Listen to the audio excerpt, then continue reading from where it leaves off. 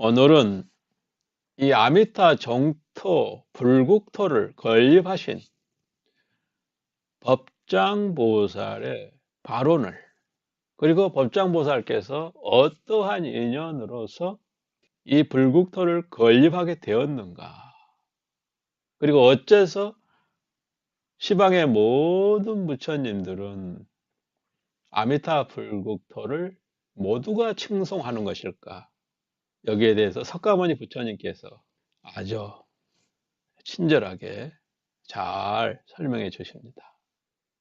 이 법문을 들려드리는 것은 제가 하는 말에 만족하지 마시고 더욱 열심히 정성스럽게 이 무량수경을 살피고 또 살피고 틈나는 대로 보고 또 보고, 그리고 남들을 위해서 얘기해주고 설명해주고 일깨워주면 더 없는 큰 복덕이 되고 기쁨이 될 것이라고 봅니다.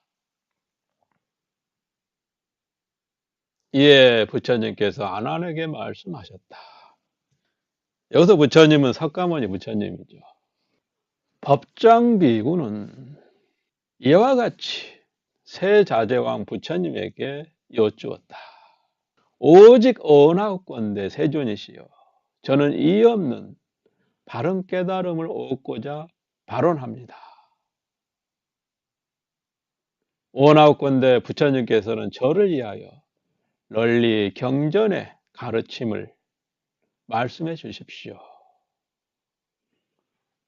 이렇게 세자재왕 부처님에게 법장비구가 여쭈었습니다. 이해 없는 바른 깨달음, 무상정각이라고 부릅니다. 무상이라는 것은 없을 무자 이 상자죠. 이러한 깨달음 이상의 또 다른 깨달음이 존재하지 않는다, 이런 얘기죠. 깨달음에는 여러 종류가 있습니다. 성문의 깨달음, 보살의 깨달음, 영각의 깨달음, 독각의 깨달음, 범부의 깨달음. 범부도 여러 종류 범부가 있죠. 각자 저마다 깨달음이 다 있습니다.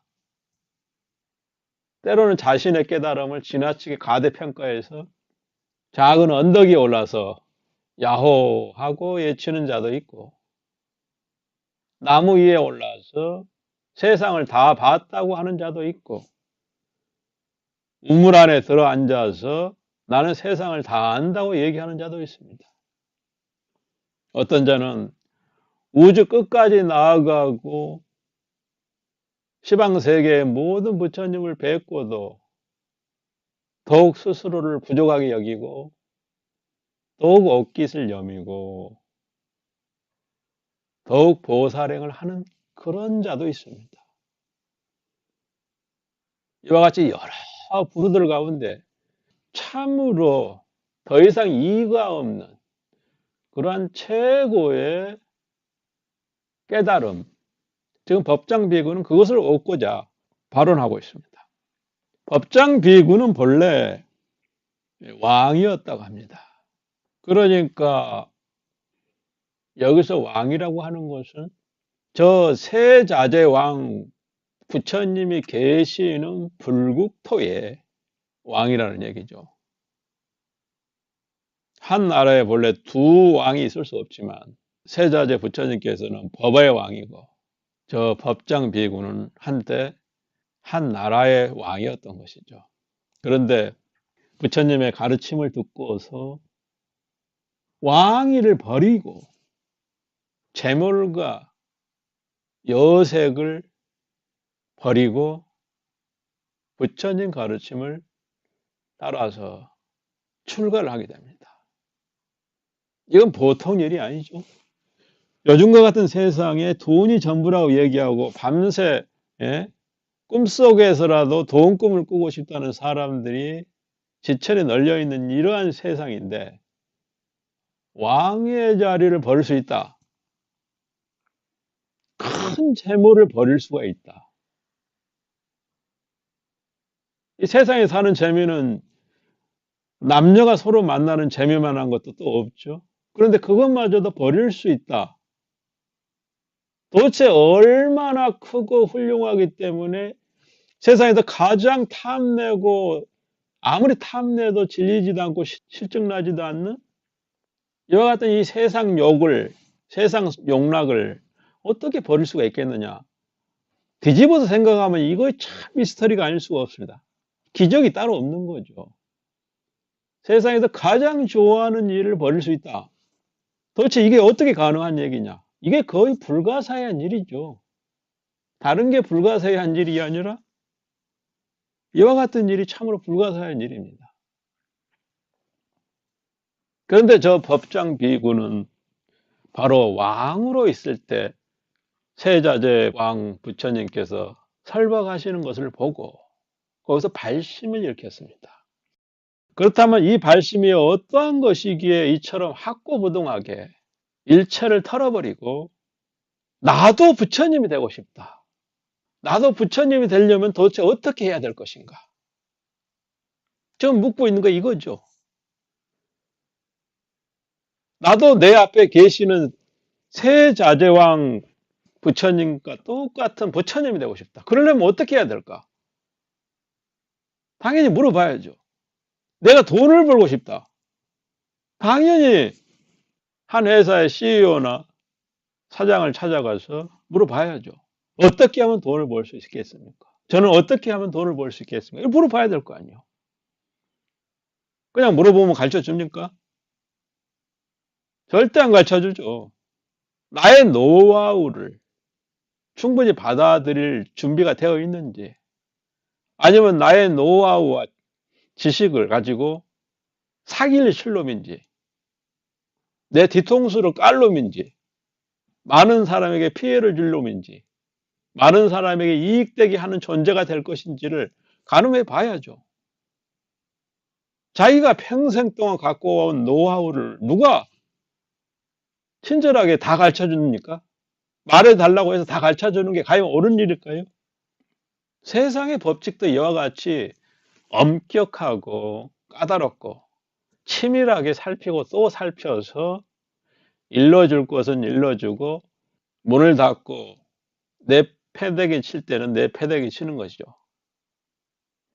하물며 우주의 도리를 통달하겠다는데 마땅히 갖추어야 할 기준이 있다고 하겠습니다. 원한다고 되는 건 아니죠. 원한다면 그걸 그만큼 실천할 수 있는 건지, 가르침이 헛되지 않도록 할 수 있겠는지, 그런 걸 다 보는 거죠. 중국의 백장선사께서는 어린 시절에 7살 나이 그럴 때죠. 이 엄마 손을 잡고 절에 가서 부처님에게 향을 사르고 절을 올리는데 옆에 가만히 섰다가 묻습니다. 어머니, 저 사람은 누구입니까? 이렇게 묻습니다. 그러니까 부처님이시다. 모든 중생을 제도하고 돌봐주시는 분이다. 이렇게 얘기한 거죠. 그러자 백장 스님은 그 어린 나이에 문득 그런 얘기를 합니다. 저는 장차 부처님이 되고 싶습니다. 지금 저 법장 비구가 저는 이해 없는 바른 깨달음을 얻고자 발언하였습니다. 라고 얘기하는 것과 큰 차이가 없는 거죠. 이제 구체적인 방법이나 걸어갈 길에 대해서는 차츰 공부를 하겠죠. 하나씩 하나씩 인연에 따라서 배우고 익히는 거죠. 그 배우고 익히는 것에 대해서 지금 저 법장 비구는 알고 싶어 합니다. 그렇기 때문에 원하건대 부처님께서는 저를 위하여 널리 경전의 교법을 말씀해 주십시오. 이렇게 물은 것이죠. 이 질문은 매우 평이하게 보이지만 참으로 발심을 하는 마음이 없다면 이와 같은 간절한 글자를 뽑아낼 수가 없는 거죠.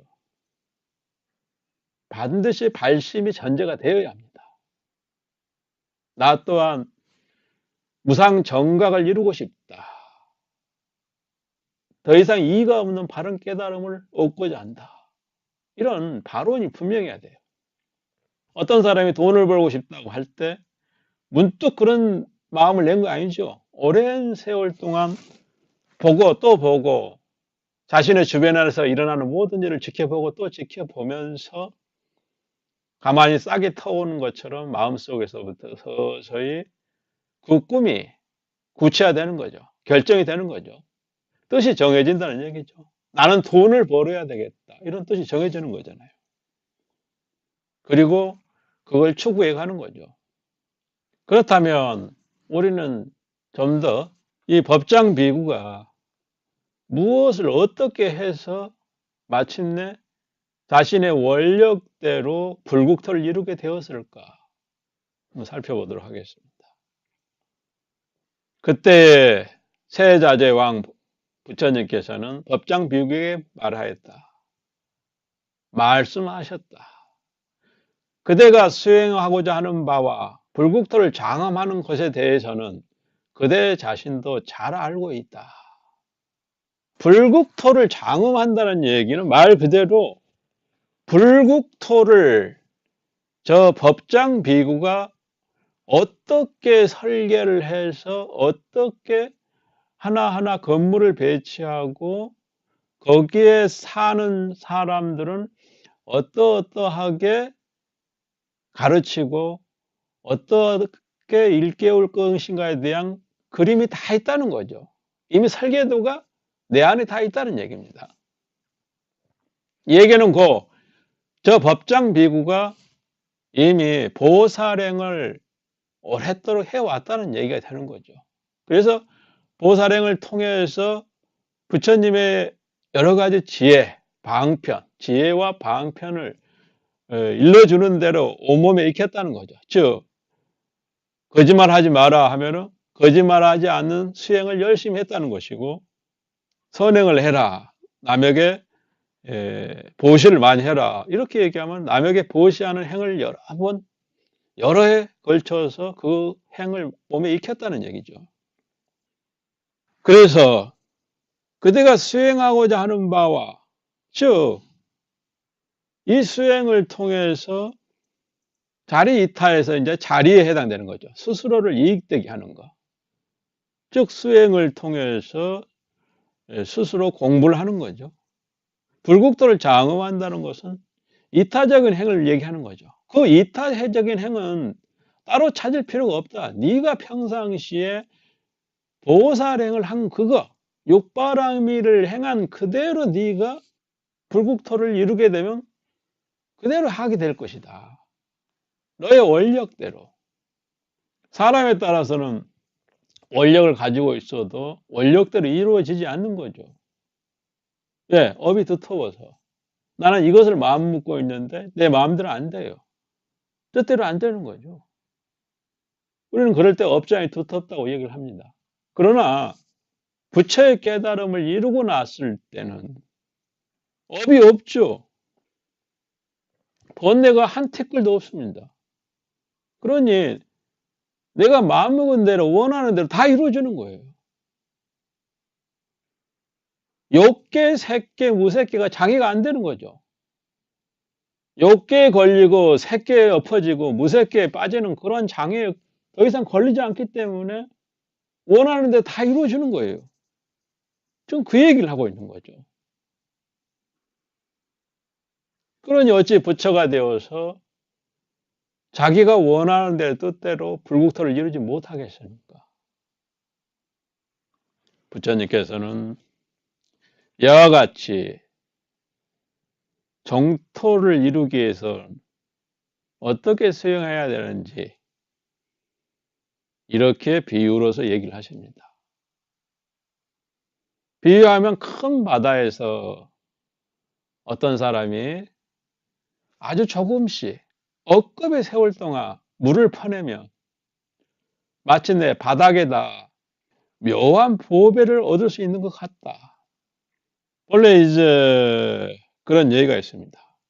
바다에서 무슨 보배가 있느냐 이렇게 얘기하는데, 인도의 신화적인 이야기 속에서는 이제 바다 밑에는 보배가 가득하다 이런 이 설이 있습니다. 그걸 떠나서 이 바다 자체가 가지고 있는 의미가 이미 보배를 머금고 있다는 그런 의미도 있습니다. 사람의 지극한 마음으로 정진하여 부처님의 도를 구하기를 쉬지 않는다면 마땅히 원하는 결과를 얻을 것이니 어떠한 소원도 이루어지지 않을 것이 없다. 그러니까 길이 아무리 멀다고 해도 한 걸음부터 걸어가는 것처럼 바닷물을 숟가락으로 퍼내기 시작한다면 비록 오랜 세월이 걸리겠지만 언젠가는 이 바닷물을 다 퍼내서 보배를 얻을 것이다. 이런 비유로서 지금 얘기를 하고 있습니다. 어찌 보면 이와 같은 수행은 마치 매우 점수법적인 수행같이 보입니다. 한 걸음 한 걸음 걸어가서 언제 어느 세월에 거기에 도달한다는 말이냐.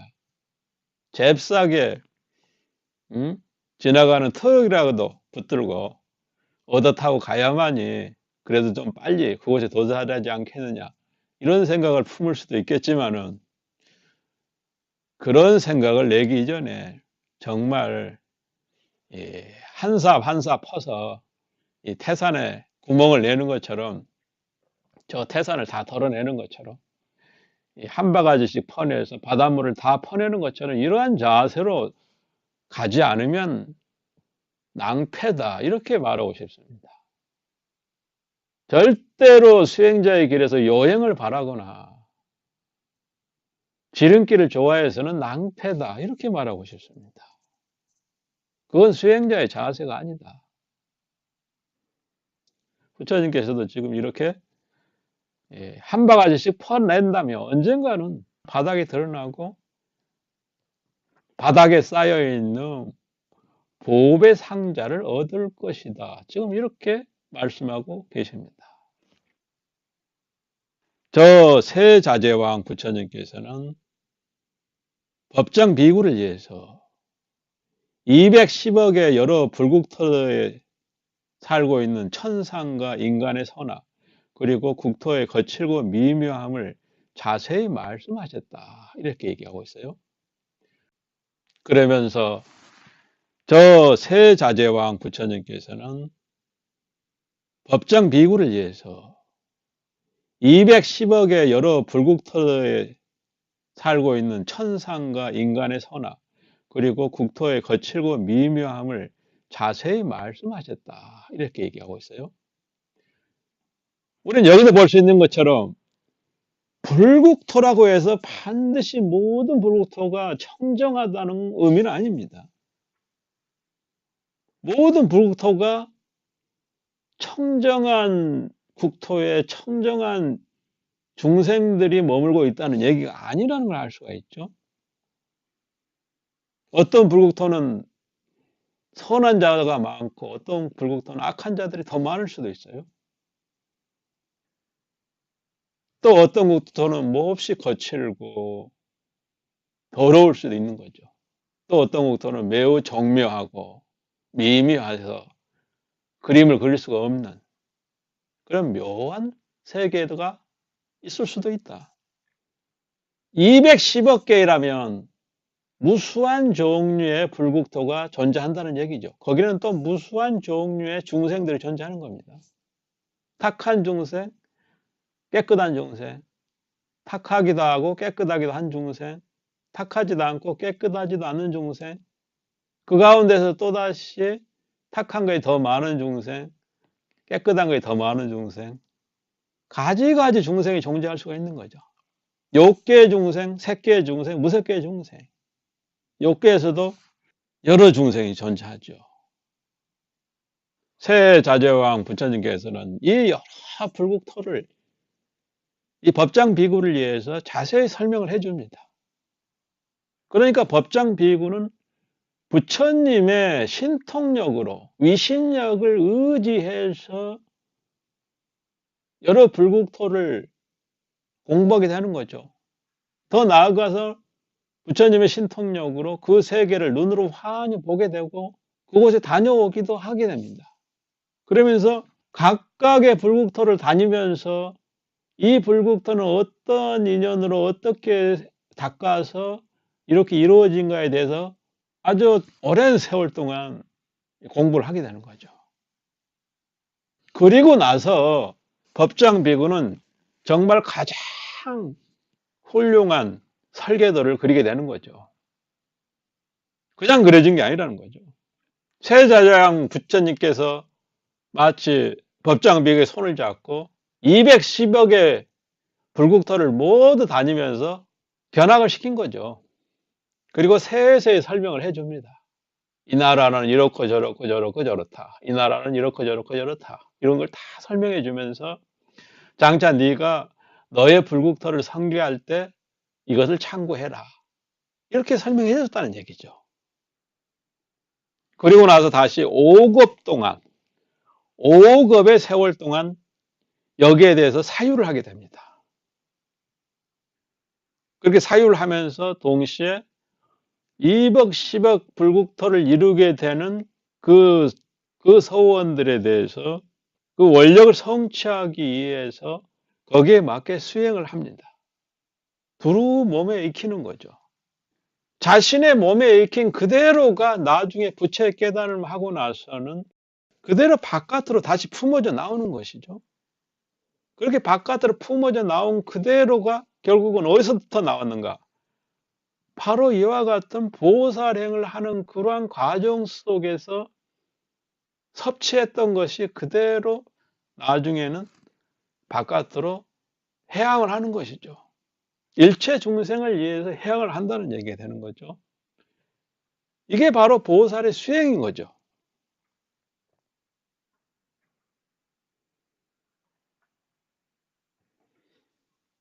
그렇다면 우리는 이 법장보살은 어떠한 서원을 세웠을까? 법장보살께서는 48가지의 서원을 세웠다고 합니다. 이 대목에 대해서는 직접 무량수경을 보시면서 잘 살펴보시고 여기서는 이제 첫 번째하고 마지막 것만 한번 말해 보겠습니다. 첫째, 만일 제가 부처가 될 때 이 국토에 지옥 악의 축생이 있다면 저는 차라리 부처가 되지 않겠나이다. 이게 첫 번째 서원입니다.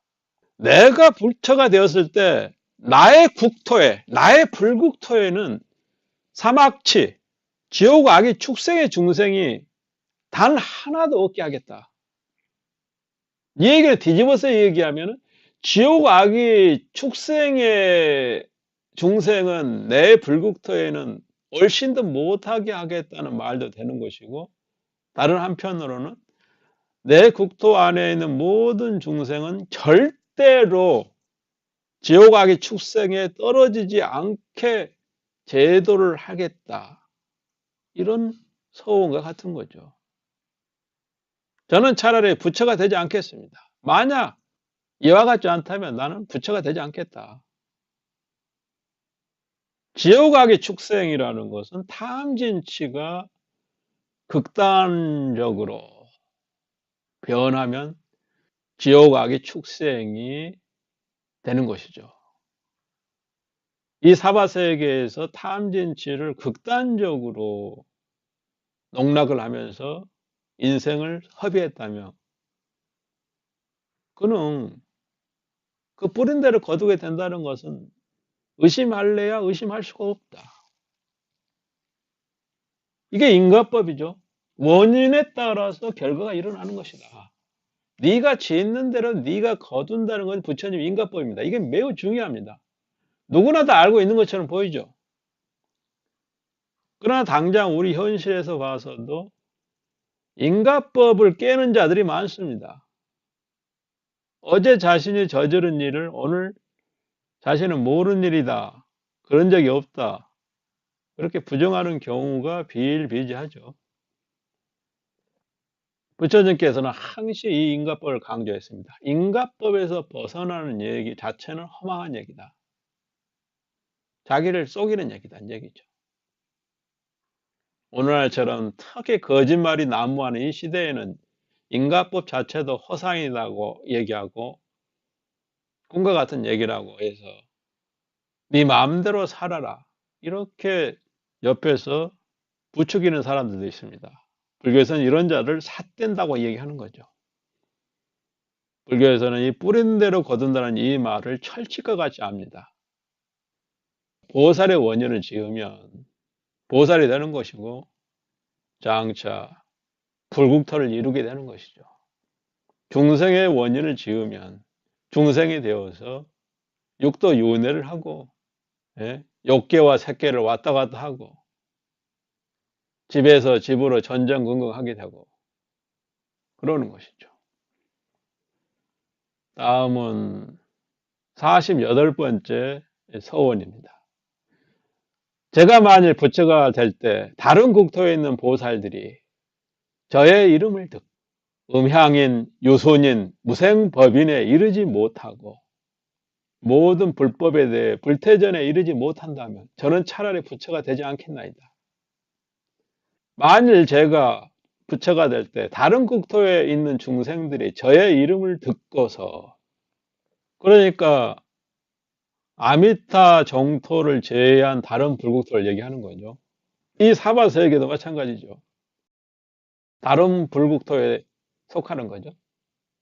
지금은 엄밀히 해서 이 사바세계는 부처님이 부재한 상태죠. 그러니까 부처님이 가시고 나서 다시 새로운 부처가 도래하지 않는 그런 시간대에 있는 것이죠. 이 지구는. 이러한 상태를 이제 8가지 혼란스러움 가운데 하나라고 얘기를 합니다. 팔랑 가운데 하나다. 그래서 이런 시대를 이제 말법 시대라고 그러는 거죠. 제가 부처가 될 때 다른 국토에 있는 보살들이 저의 이름을 듣고서, 저의 이름을 듣는다는 얘기는 무랑수, 무랑강불, 즉 무랑수라는 이름을 듣고 무랑강이라는 이름을 듣게 된다면, 그리고 그것을 듣고서 수행을 해서 음향인, 유손인, 무생법인에 이르지 못한다면, 저의 이름을 듣고 발심을 하여서 십주, 십행, 십회양, 십지보살, 그리고 더 나아가서 팔찌부동지에 이르지 못한다면 저는 차라리 부처가 되지 않겠습니다. 음향인, 유손인, 무생법인을 다른 얘기로 하면은 십주, 십행, 십회양, 십지보살을 총칭하는 말이죠. 이것을 만약에 인왕경에 비춰서 얘기를 하자면 인왕경에서는 5인으로 논합니다. 5가지 인으로 논하죠. 복인, 신인, 소인, 무생인, 정멸인 이렇게 논합니다. 복인이라는 것은 엎드릴 복자인데 번뇌가 엎드려 있다 이런 얘기죠. 그러니까 번뇌를 완전히 끊어 없애지는 않았지만은 번뇌가 바닥에 납작 엎드려서 고개를 쳐들지 않는다는 얘기죠. 그러한 상태를 이제 복인이라 그러는데, 이 복인의 의미는 결국은 범부의 수행을 얘기하는 겁니다. 범부의 수행이 뭐냐? 범부는 이제 크게 외범과 내범으로 나눌 수가 있습니다. 내범은 사성근의 단계에 이른 자를 내범이라고 그러는 거고, 외범은 사성근 이하의 단계를 외범이라고 합니다. 그러니까 이제 외범은 사념처를 닦고 별상염주, 총산염주를 닦는 단계를 말하는 거죠. 수행에서는. 내범은 이제 사성근을 닦는 단계를 말합니다. 그래, 신인, 믿는 단계다. 믿는 단계라고 하는 것은 여기에서는 십지보살지에 이르렀다는 얘기죠. 초지에 이르렀다는 얘기죠. 참으로 무아에 이르러서 아공의 경지에 이르러서 비로소 부처님의 가르침을 들어보니까 거기에서 발심이 일어난 거죠. 깊은 믿음의 마음이 생기는 겁니다. 그걸 신인이라고 그러는 거죠. 그래서 이제 육바람일 닦는 것이죠. 육바람일에 대해서 나중에 문제 한번 얘기할 날이 있을 것 같습니다. 그렇게 이제 신인의 단계에 이르면 이제 깊이 이치를 따르는 그러한 수인의 단계에 이르는 것이다. 그러니까 초지보살에서 초지보살을 신인이라고 그러고 이지보살 이상에서 육지보살까지를 이제 수인이라고 하는 거죠. 그 다음에 이제 무생법인이 단계가 있습니다. 일체가 생함이 없는 그러한 도리를 깊이 깨우치는 단계죠. 이러한 무생인의 단계는 7지, 8지, 9지보살의 단계를 흔히 가리킵니다. 그 다음 정멸인이라고 표현하는데 이것은 10지보살과 부처의 깨달음의 단계를 얘기하는 거예요. 이와 같이 이 인왕경에서는 5가지로 인을 분류하는 것을 이제 5인이라고 그러죠. 5가지 인이다. 여기서 인은 참을인자, 도장인이라고 얘기했죠. 그런데 지금 이 무랑수경에서는 3가지 인을 얘기합니다. 음향인과 유순인과 무생법인이다.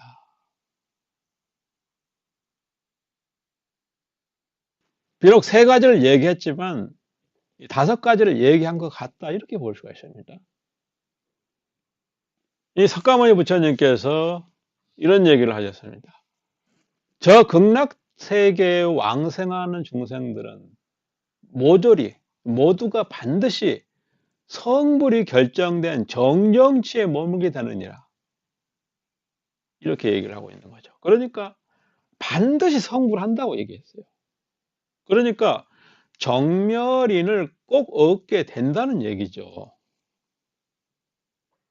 따라서 여기에서는 지금 비록 3가지 인을 얘기하고 있지만 결국은 인왕경에서 얘기하는 것처럼 복인, 신인, 수인, 무생인, 정멸인 이 5가지가 모두 갖추어졌다고 볼 수 있는 거죠.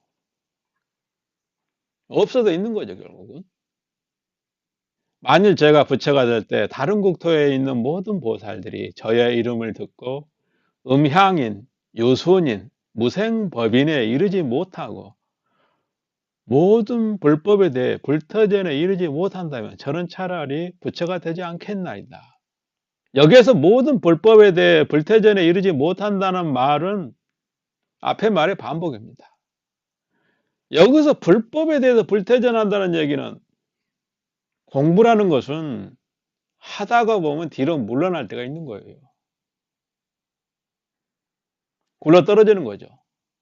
공부를 열심히 수행하는데 아리따운 보살님이 손을 내미니까 그 손을 잡고 세상으로 나가는 경우도 있는 거죠. 그러면서 자신은 여전히 수행을 하고 있다고 꿈꿀 수도 있는 거거든요. 아란의 경지에 이르면 육법이라는 게 있는데 거기에 태법과 사법이라는 말이 있어요. 태라는 것은 물러날 태고 사법은 생각 사자인데 그러니까 뒤로 물러난다는 얘기죠. 뒤로 물러날 걸 생각한다는 얘기죠. 왜? 앞으로 나아가는 것이 너무 어려우니까 오히려 뒤로 물러날 걸 생각한다는 얘기죠. 사법은 차라리 내가 죽어버리겠다. 뒤로 물러나느니 차라리 죽어버리겠다. 뒤로 물러나서 지옥악의 축생에 태어나느니 차라리 내가 여기서 죽어서 더 이상 악행을 저지르지 않겠다. 이런 생각을 한다는 거죠. 아란의 경지에 이르러서도 이와 같은 험난한 생각을 하게 된다는 겁니다. 그 밖에도 이제 안주하는 경우도 있을 것이고 더욱 자신의 수행을 지키기 위해서 혼신을 다하는 경우도 있을 것이고 더욱 정진해서 앞으로 나아가고자 하는 그런 자도 있을 겁니다. 그리고 마침내 흔들림이 없는 부동법의 경지에 이르는 자도 있는 거거든요. 이렇게 해서 아라 안에 6가지 법이 있어요. 그러니까 6가지 유형이 있다는 거죠. 불법에 대해서 물러나지 않는다는 것은 대단한 것입니다. 무수한 수행자들이 설령 아라한의 경지에 이르렀다 할지라도 거기에서 험난함이 있다는 얘기죠. 그래서 불태라는 말을 자꾸 쓰는 거예요. 절대로 물러나지 않는 경우가 드물기 때문에. 대승불교에서는 흔히 이제 불태라고 얘기하면 결코 물러나지 않는 것을 얘기할 때는 십지의 초지보살 단계, 환희지 단계죠. 그리고 8번째 부동지의 단계를 흔히 이제 불태전의 단계다 이렇게 표현하기도 합니다. 그렇다면 우리가 잠시 여기에서 저 법장 비구가 수행을 한 그곳은 그 세계는 어떤 세계일까? 이 사바세계와 비슷한 걸까? 아니면 오히려 저 아미타 정토와 오히려 비슷한 세계에서 수행을 했을까? 한번 생각해 볼 필요가 있습니다. 즉 세자재왕 부처님께서 건립하신 그 불국토에는 어떤 세계일까? 그 불국토는 어떤 세계일까? 여기에 그 단서가 하나 있습니다. 그때 법장 비구는 그 부처님께서 계신 곳에 있는 여러 천신과 악마, 범천, 용신 등의 8부 대중 가운데에서 이러한 큰 서원을 일으키고 이러한 큰 서원을 세우고자 오직 한결같이 뜻을 전념하며 묘한 국토를 장엄하였느니라. 묘한 국토를 장엄하였다는 얘기는 수행에 인을 지었다는 얘기죠. 즉 아미타 불국토를 세울 수 있는 원인을 지었다는 얘기죠. 그러니까 보살행을 열심히 닦고 선정과 지혜를 열심히 익히고 그리고 자신의 소원을 잊지 않고 항시 새기고 그랬다는 얘기가 되는 거죠. 그것이 바로 묘한 국토를 장엄하였다는 말의 의미가 되겠다. 근데 여기에서 팔부대증이 나옵니다. 팔부대증이 결국은 세자재왕 부처님 계시는 그 불국토의 대중들이죠. 거기에 사는 국민들입니다. 그러면 팔부 중생이 어떤 중생인가? 우리 인간계에는 뭐 동물과 인간이 있죠. 그렇다면 저 세자재왕 불국토에는 어떠한 중생이 살고 있는가? 살펴볼 필요가 있죠. 저 세계는 천신들이 있습니다. 첫 번째가 천신들. 그 다음에 용, 야차, 그리고 아수라, 가루라. 가루라는 이제 금시조를 얘기하는 거죠. 건달바, 음악의 신이죠. 긴나라, 가릉빈가라고 얘기하기도 합니다. 최근에 이제 평창 올림픽에서 인면조가 나왔죠. 사람 얼굴에 새를 선보였습니다. 이 인면조가 가릉빈가이고 긴나라죠. 마우라가 뱀신인데 어떤 의미에서는 이것은 레틸리아난과 비슷합니다.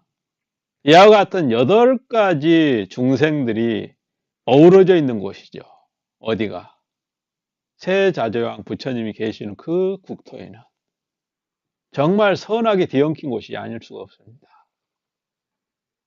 어떻게 보면 이 사바세계가 험난하다고 하지만 저 세자재왕 부처님이 계시는 저 불국토가 더 험난하고 거친 곳인지도 모르겠습니다.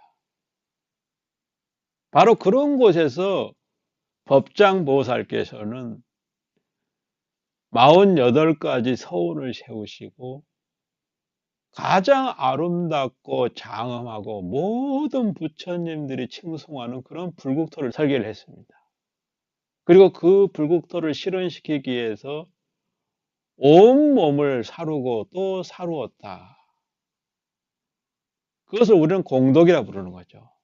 저 불국토를 실현시키기 위해서 할 수 있는 건 다 했다.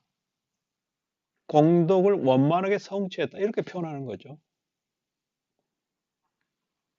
할 수 있는 걸 다 했다. 즉 자기를 해치고 남을 해쳐 자신과 타인에게 해로운 그런 말을 멀리하고 자신도 이롭고 타인도 이로워 자신도 타인도 모두에게 이익되는 말을 닫고 익혔느니라.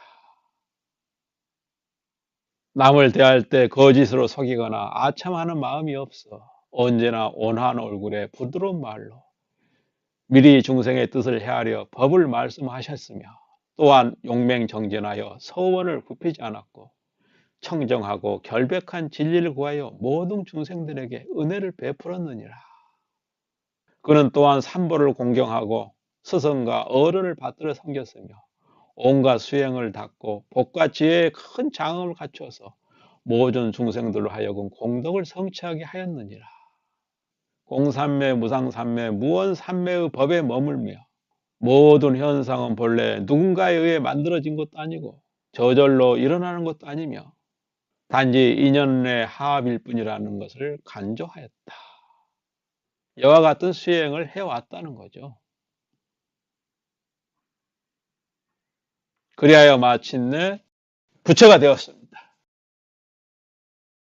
그리고 그 부처가 되어서 현재까지 시간을 계산해 보니까 10급이더라. 석가모니 부처님께서는 말씀하셨다. 성불하신 지는 이미 10급이 지났느니라. 10급이 지났다. 급이라는 것은 시간의 의미죠. 예. 이건 말 안 해도 잘 알 겁니다.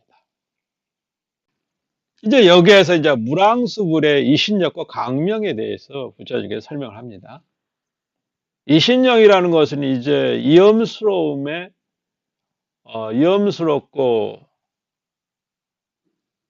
이신력이라고 하는 것은 이제 부처님의 위력 그리고 덕성의 그 크기를 얘기하는 거죠. 석가모니 부처님께서는 안한에게 말씀하셨다.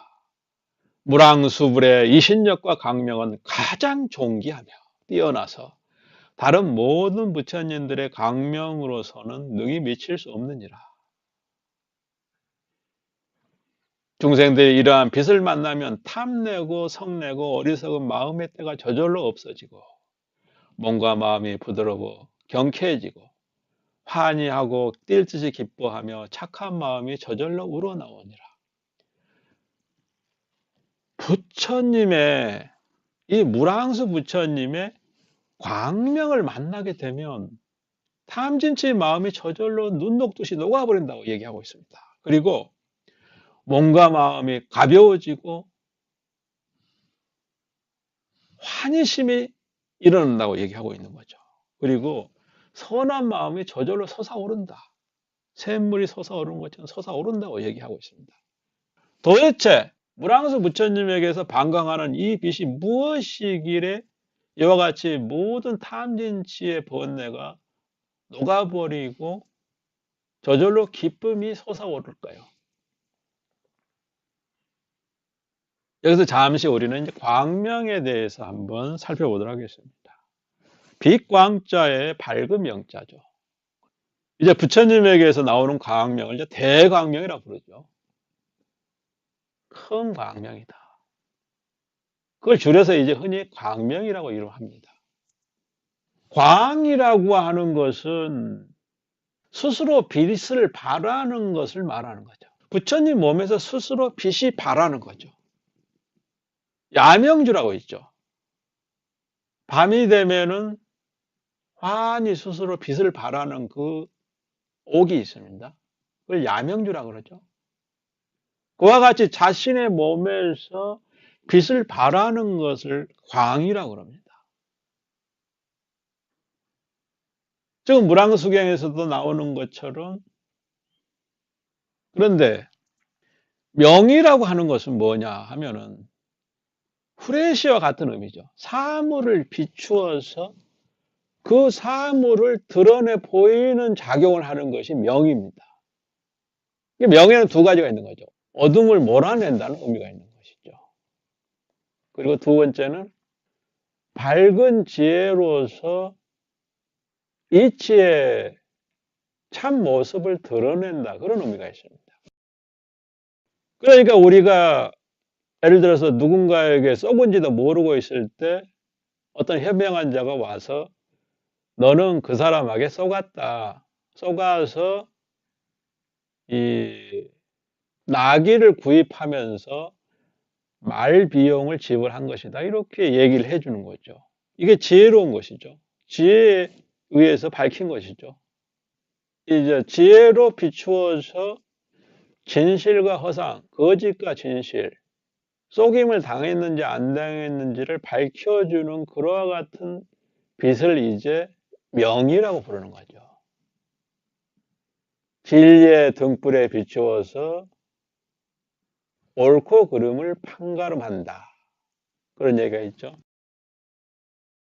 장자에 보면은 나병을 가지고 있는 여인이 자식을 낳게 되면은 어둠 속에서 급하게 등불을 잡아서 갓난 아이를 비춰본다 그랬어요. 왜? 이 아이도 나처럼 나병이 있지 않는가 확인해 보고 싶은 것이죠. 그럴 때 등불을 의지해서 확인하는 거죠. 빛이 없는 어둠 속에서는 제대로 상황을 파악할 수 없다는 거죠. 그때 그 빛은 광명에서 명에 해당되는 거죠. 밝을 명의 의미가 됩니다. 광이라는 것은 스스로를 비추는 것이고 명이라는 것은 대상을 비춘다는 얘기죠. 그게 광명의 뜻입니다. 따라서 물왕수경에서 대광명이 부처님에게서 나와서 시방세계의 모든 불국토를 비춘다고 할 때는 그것은 광명에서 명의 의미가 있는 것이죠.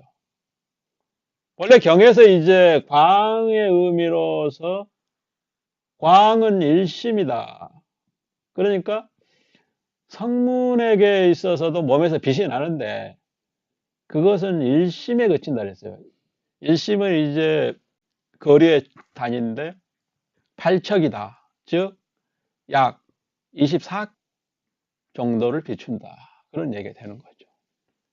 그런데 보살의 몸에서 방광하는 그 빛은 백유순을 비춘다 그랬어요. 백유순이라는 것은, 유순이라는 말은 소가 하루 동안 걸어가는 거리 내지는 왕의 군사가 하루 동안 행군할 수 있는 거리를 일유순이라고 합니다. 그러면 일유순의 거리가 얼마나 될까요? 40km라고 하면은 100유순이면 얼마나 되겠습니까? 그런데 지금 이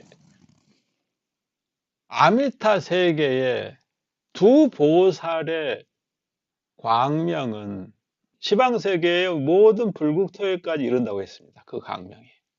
그러면 얼마나 되겠어요? 무한히 비춘다는 얘기죠. 그렇다면 그 두 보살이 누구인가? 바로 간세음보살과 대세지보살의 광명이다. 이렇게 얘기할 수가 있는 거죠. 무랑수불의 이신력과 광명은 가장 존귀하며 뛰어나서 다른 모든 부처님들의 광명으로서는 능히 미칠 수 없느니라. 그러니까 광명에도 차이가 있는 거죠, 지금. 모든 부처님의 광명이 다 똑같은 줄 알았더니 차이가 있어요. 부처님께서는 아난에게 말씀하셨다. 아난아, 저 극락세계에 왕생하는 중생들은 반드시 성불이 결정된 정정치에 머물게 될 것이다. 정정치라는 것은 반드시 성불한다는 의미죠. 부정치와 사정치라는 말이 또 있어요. 그러니까 아니 불자, 삿될 사자에서 정자, 결정되었다는 의미고 치라는 것은 이제 무리, 중생 그런 의미가 되는 거죠. 정정치란 말은 바를 정자, 에, 고정할 정자, 무리 치자. 글자는 이렇게 되는데 바른 깨달음이 결정되어 있는 무리이다. 이렇게 보는 것이 무난하겠습니다. 그렇지만 그러지 않는 무리가 있고 또 삿된 무리가 있을 수가 있죠. 어디에는? 이 욕계에는 그런 무리가 있을 수가 있는 거죠. 세상뿐만 아니라 수행자의 세계에도 무수한 장애물이 있습니다. 매 순간 탐진치의 유혹이 있는 거죠. 그래서 그 유혹에 넘어가는 순간 걷잡을 수가 없는 거죠. 부처님 세계가 미묘하고 불가사의하다면 이 사바세계, 욕망의 세계 역시 얕봐서는 안 됩니다. 이 세계 역시 미묘하고 불가사의합니다. 절대로 얕봐서는 안 된다. 언제 어느 순간 코가 낄지 모른다. 세상에는 강교한 무리들이 참 많습니다. 사기꾼들 보세요. 상상하지 못할 방법으로 사람 마음을 쏙 빼서 구덩이에다 던져버리지 않습니까? 그리고 돈 잃고 몸 버리고 그런 인생으로 전락하게 아주 계획적으로 프로그램을 짜서 몇 사람이 합동으로 작전을 짜가지고 조직적으로 사람을 올가매지 않습니까? 이러한 사바세계에서 정정치를 꿈꾼다는 것은 말 그대로 꿈일 수 있는 거죠. 그렇지만 저 아미타 세계에서는 그런 일이 없다. 결코 그런 일이 없다. 왜? 아미타 부처님의 이신력으로, 가피력으로 사막도 중생은 철저히 다 차단되어 있다. 지옥 악의 축생의 중생은 철저히 차단되어 있다. 그렇기 때문에 그런 일이 있을 수 없다. 지옥 악의 축생이라는 말은 결국은 탐진치의 극단적인 형태를 지칭하는 말이죠. 탐진치의 극단적인 모습은 이미 스스로가 스스로에게 갇힌 것 같은 거죠. 한건궁전에 스스로 갇히고 은성에 스스로 갇히고 철회성에 스스로 갇힌 것 같은 거죠. 그게 지옥 악의 축생인 거죠. 기세경을 보면은 지옥 중생으로 태어나게 되면은 태어난 것이 아니라 거의 화생한다 그랬죠. 지옥 중생으로 화생하게 되면은 죽어도 또 살고 죽어도 또 산다고 했어요. 고통을 벗어날 수가 없다 그랬어요. 죽어버리면 그만이겠지 하지만 지옥 중생이 되어서는 절대 죽을 수가 없다는 거죠. 죽었는 줄 알면 다음 순간 벌써 또 고통을 받고 있다는 거죠. 이런 지옥 중생이라도 만약에 억만분의 1의 확률로 부처님 가르침에 눈이 번쩍 뜨인다면, 즉 아미타 부처님에게서부터 나오는 광명을 보게 된다면 모든 탐진치 업이 그대로 녹아 없어지고 그리고 죽어서는 다음 생에 해탈을 얻게 된다고 얘기를 하고 있습니다. 왜 그럴까? 도대체 왜 이런 일이 생겼을까? 어째서 이런 일이 가능한 것일까? 그 이유는 바로 이 광명은 모든 존재를 이루는 근원적인 원자와 같기 때문이다. 다만 무명으로 인하여서 이 광명을 잘못 오인하기 때문에 번뇌가 쌓이고 욕망이 뒤엉키고 마침내 상계의 몸을 받고 이 광명으로 이 삼계 역시 이루어지고 그러나 그 근원으로 돌아가면 이 상계는 한 줄기 광명으로 시작되었다 이렇게 얘기할 수 있다는 거죠. 그렇기 때문에 광명으로 휘저으면 모든 것이 녹아버리는 것이죠. 마치 자식이 싸우는데 여섯 형제가 서로 치고받고 싸울 때 부모가 나서서 그들의 싸움을 중재하는 것 같은 거죠.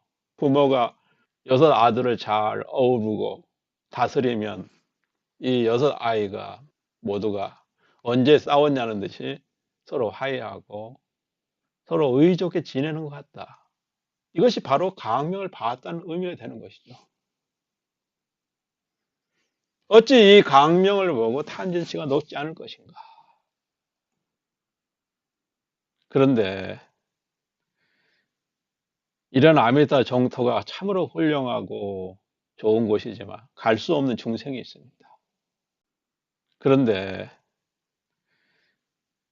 이런 아메리카 정토가 참으로 훌륭하고 좋은 곳이지만 갈 수 없는 중생이 있습니다. 오욕죄를 범하는 자와 정법을 비방하는 자는 이 아미타 정토에 갈 수가 없습니다. 여기서 정법이라는 것은 바른법이죠. 부처님의 바른법을 비방하는 자는 절대로 아미타 정토에 갈 수가 없다 그랬어요. 그럼 오욕죄는 뭘까? 예를 들면 탑을 부수고 절을 부수는 자, 그리고 경전을 훼손하고 불상을 무너뜨리는 자, 불법성 삼보의 물건을 빼앗고 훔치는 자, 내지는 다른 사람에게 이런 일을 하도록 시키는 자, 그리고 그것을 즐거워하는 자. 이거 이제 첫 번째 오욕죄 가운데 하나이죠. 두 번째는 성문 영강, 대승 불법을 비방하는 자. 세 번째는 출가인의 수행을 방해하거나 출가인을 죽이거나 해치는 자. 네 번째는 소승에서 말하는 오욕죄. 다섯 번째는 인과를 부정하는 자. 원인도 없고 결과도 없고 가보도 없다고 외치면서 막행막식을 하는 자.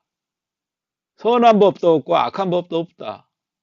누가 나를 벌할 수 있느냐? 신은 없다. 부처는 없다. 이렇게 외치면서 동행무진, 방자하게, 불손하게 행동하는 자. 원인을 부정하고 결과를 부정하는 자. 이런 자를 말하는 거죠. 요즘 세상 이런 자가 참 많습니다.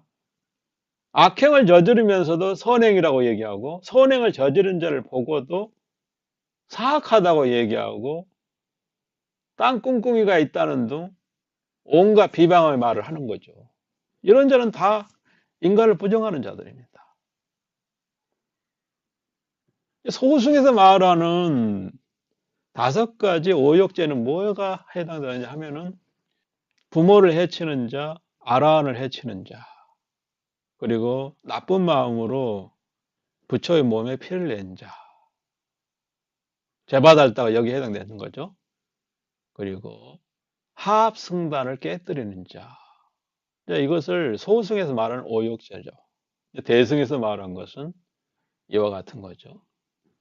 이런 죄를 범하는 자, 이러한 허물을 범하는 자, 이들은 절대로 아메타 정토에 왕생할 수 없다. 불법을 비방하고 그런 것은 큰 허물이죠. 인과법을 부정하는 것 역시 불법을 비방한 겁니다. 불법을 이라는 인과법이 불법인지도 모르고 비방하는 것도 역시 비방하는 거겠죠. 모르고 범하는 사람은 일깨워지면 참여할 수 있습니다. 쉽게 참여를 하죠. 그런데 알고 범한 사람은 일깨워 줄 수도 없고 스스로 참여할 수도 없는 거죠. 참여하지도 않는 거죠.